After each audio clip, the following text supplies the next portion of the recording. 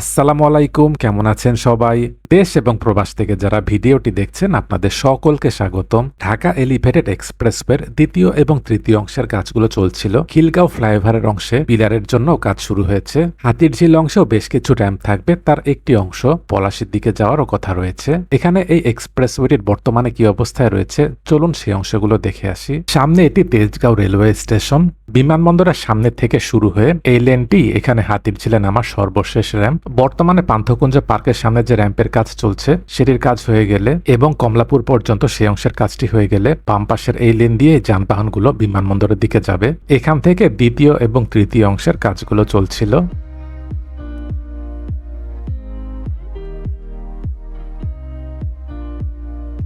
ডান পাশের এখানের এই র্যাম্পটি পান্থকুঞ্জ পার্কের দিক থেকে আসা যানবাহনগুলো বিমানবন্দরের দিকে যাওয়ার জন্য।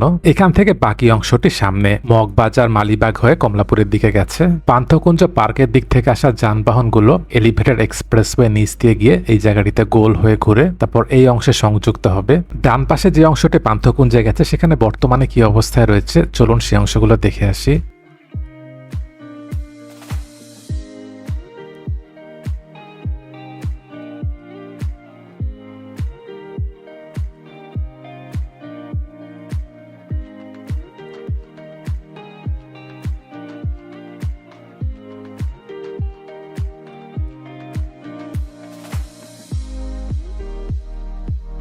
সামনে এটি মেট্রো রেলের পথ, এটির নিচ দিয়ে র্যাম্পটি সামনে যাবে। সড়কের অপর প্রান্তে দেখা যাচ্ছে পিলারের কাজগুলো হয়েছে। এখানে র্যাম্পের কাজগুলো যত দ্রুত সম্পন্ন হবে এখান থেকে যানবাহনগুলো বিমানবন্দরের দিকেও যেতে পারবে। র্যাম্পের এই অংশটি এখান থেকে পলাশীর দিকে চলে যাবে। বর্তমানে তেজগাঁওয়ের সামনে থেকে বিমানবন্দরের দিকে যাওয়ার জন্য সেটি সর্বশেষ র্যাম্প, যার কারণে দেখা যায় সেই স্থানটিতে যানবাহনের অনেক চাপ থাকে। এখানের এই র্যাম্পটি চালু হলে তেজগাঁওয়ের টোল প্লাজার যানবাহনের চাপ অনেকটাই কমে আসবে।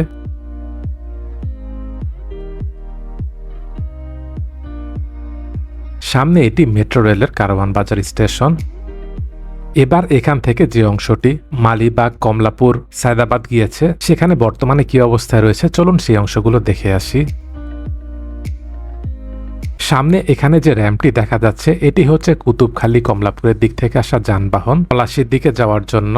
এটির পাশেও আরেকটি র্যাম্প থাকছে যেটি নিচ দিয়ে এই অংশটি সোনারগাঁও হোটেলের সামনে যাওয়ার কথা রয়েছে। আর ডান পাশের এই উঁচু র্যাম্পটি পান্থকুঞ্জ থেকে আসা যানবাহন বিমানবন্দরে যাওয়ার জন্য। বাম পাশের এই স্থানে আরেকটি র্যাম্প থাকছে, এটি হচ্ছে যারা বিমানবন্দরের দিক থেকে এসে পলাশীর দিকে যাবে তাদের জন্য।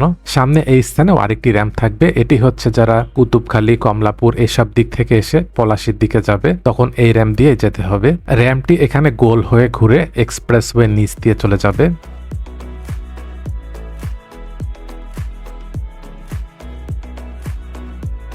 এখান থেকে সামনে মালিবাগ রেলগেট পর্যন্ত উপরে প্রায় পুরো অংশেই ঢালাইয়ের কাজগুলো হয়ে গেছে। আশুলিয়া এলিভেটেড এক্সপ্রেসওয়ে যখন এই ঢাকা এলিভেটেড এক্সপ্রেসওয়ের সাথে সংযুক্ত হবে তখন এই দুটো এক্সপ্রেসওয়ে দৈর্ঘ্য দাঁড়াবে 43.7 কিলোমিটার।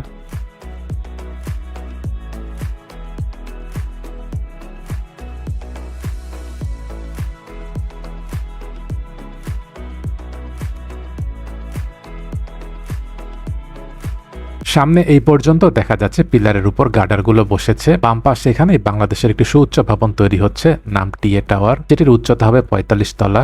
মালিবাগ রেল ক্রসিং এর এখান থেকে বাকি অংশটি চলে গেছে খিলগাঁও ফ্লাইওভার হয়ে কমলাপুরে। এখান থেকে বাকি অংশ সড়কের মাঝখানে যে ডিভাইডার রয়েছে সেখান দিয়েই এক্সপ্রেসওয়ের পিলারের কাজগুলো হয়েছে। এদিকের অংশে যে কাজগুলো চলছে এটি হচ্ছে তৃতীয় ধাপের কাজ। বাম পাশে এটি টিএ টাওয়ার।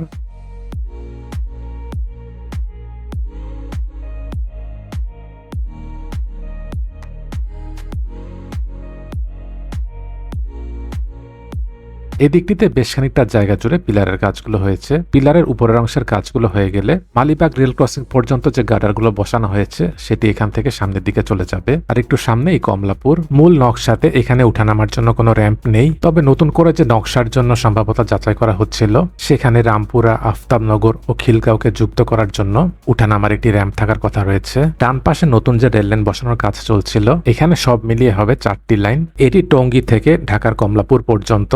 আগে এখানে 2টি লাইন ছিল আর এখন নতুন 2টি ডুয়েল গেজ রেল লাইন হচ্ছে। সামনে এই পর্যন্ত পিলারগুলো হয়েছে। এখানেই খিলগাঁও ফ্লাইওভার। খিলগাঁও ফ্লাইওভারের স্থানে রেড লাইনের পাশে পিলারের জন্য কাজ শুরু হয়েছে। ডান পাশে এটি কমলাপুর রেলওয়ে স্টেশন, আর এখানে মেট্রো রেল কমলাপুর স্টেশন যেটির কাজ চলছে। পাশাপর এখানেও বেশ খানিকটা জায়গা জুড়ে পিলারের কাজগুলো হয়ে গেছে। আর একটু সামনে এখানে উঠানামার জন্য র্যাম্প থাকবে। ডান পাশের এই র্যাম্পটি কমলাপুর রেল ডিপোর পাশ থেকে উঠে বিমানবন্দরের দিকে যাওয়ার জন্য। আর মাঝখানের এটি মূল এক্সপ্রেসওয়ের পিলার। এখানেও একটি টোল প্লাজা হবে। এখানের কাজ এবং আশুলিয়া এলিভেটেড এক্সপ্রেসওয়ের কাজটি হয়ে গেলে ইপিজেড, আশুলিয়া, উত্তরা, পূর্বাচল, বনানী এসব দিক থেকে এখানে আসতে এবং এখান থেকে আশুলিয়া ইপিজেডের দিকে যেতেও অনেক কম সময় লাগবে। ডান পাশের এটি র্যাম্পের পিলার, আর মাঝখানের এটি মূল এক্সপ্রেসওয়ের পিলার, যেটি আরেকটু সামনে গিয়ে সড়কের মাঝখান দিয়ে যাবে। এই ঢাকা এলিভেটেড এক্সপ্রেসওয়েটির দৈর্ঘ্য 19.7 কিলোমিটার, যেটি হযরত শাহজালাল আন্তর্জাতিক বিমানবন্দরের সামনে থেকে শুরু হয়ে কুতুবখালী গিয়ে শেষ হবে। এটি 3টি ধাপের কাজ। প্রথম ধাপটি বিমানবন্দরের সামনে থেকে বনানী পর্যন্ত, দ্বিতীয় ধাপ বনানী থেকে মগবাজার এবং তৃতীয় ধাপটি মগবাজার থেকে কুতুবখালী পর্যন্ত। এই স্থানে যে কাজগুলো চলছে এটি 3য় ধাপের কাজ।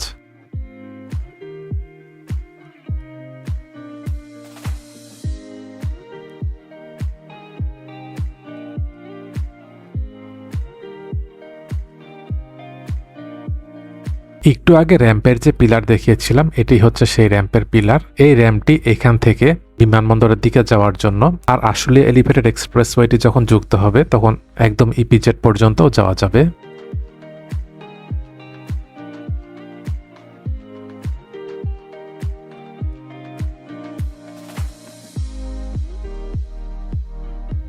এলিভেটেড এক্সপ্রেসওয়েটির বাকি অংশ এখান থেকে সামনে সোজা চলে যাবে। সোজা চলে গিয়েছে সায়দাবাদ মোড়। এদিকের অংশে এখনো সেভাবে কাজ শুরু হয়নি। কমলাপুরের এই দিক পর্যন্ত যে কাজ চলছে এই পর্যন্ত কাজটি হয়ে গেলে বিমানবন্দর থেকে এই পর্যন্ত আসা যাবে। এখান থেকে সায়দাবাদ পর্যন্ত সড়কের মাঝখানে ডিভাইডার এই পিলার হবে। সামনে এটি সায়দাবাদ বাস টার্মিনাল। এলিভেটেড এক্সপ্রেসওয়ের বাকি অংশটি এখান দিয়ে এসে তারপর ডান পাশে চলে যাবে। নতুন নকশায় যাত্রাবাড়ি থেকে 2টি র্যাম্প হবে মাওয়ার দিকে যাওয়ার জন্য। র্যাম্পটি একটু বেশ বড় হবে। এখানে ডান পাশের কিছু পিলারের যে কাজ হয়েছিল সেটি আগের মতোই আছে। এখান থেকে সামনের দিকে যাওয়ার জন্য কিছু স্থানে হয়তো ভূমি অধিগ্রহণ হতে পারে।